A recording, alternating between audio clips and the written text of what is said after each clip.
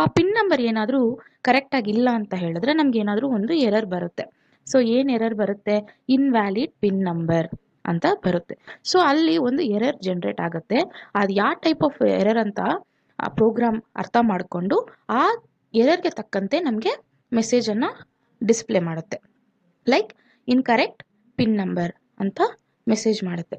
So incorrect message ಅಂತ ಬದಲಿಗೆ ಬಿಟ್ಟು ಬೇರೆ ಏನಾದರೂ ಒಂದು ಎರರ್ ಮೆಸೇಜ್ನ ಡಿಸ್ಪ್ಲೇ ಮಾಡಿದ್ರೆ, ಲೈಕ್ ಪ್ರೋಗ್ರಾಮಿಂಗ್ ಟರ್ಮಲ್ಲಿ SQL ಎರರ್ ಆಗಿರಲಿ, ಕ್ಲಾಸ್ ನಾಟ್ ಫೌಂಡ್ ಎರರ್ ಆಗಿರಲಿ, ಮತ್ತು syntax error, value error, type error, ಈ ಥರ ಏನಾದರೂ ಡಿಸ್ಪ್ಲೇ ಮಾಡಿದ್ರೆ ನಾರ್ಮಲ್ ಯೂಸರಿಂದ ಅರ್ಥ ಮಾಡ್ಕೊಳಕ್ಕಾಗುತ್ತಾ? ಆಗಲ್ಲ. ಅವ್ನಿಗೆ ಇರಿಟೇಟ್ ಆಗುತ್ತೆ, ಏನಪ್ಪ ಇದು ಏನು ಪ್ರಾಬ್ಲಮ್ ಅನ್ನೋ ಥರ ಇರಿಟೇಟ್ ಆಗುತ್ತೆ. ಸೊ ಅದಕ್ಕೆ ದ ಕಾನ್ಸೆಪ್ಟ್ ಆಫ್ ಎಕ್ಸೆಪ್ಷನ್ ಹ್ಯಾಂಡ್ಲಿಂಗನ್ನು ಯೂಸ್ ಮಾಡ್ತಾರೆ ಪೈಥಾನಲ್ಲಿ.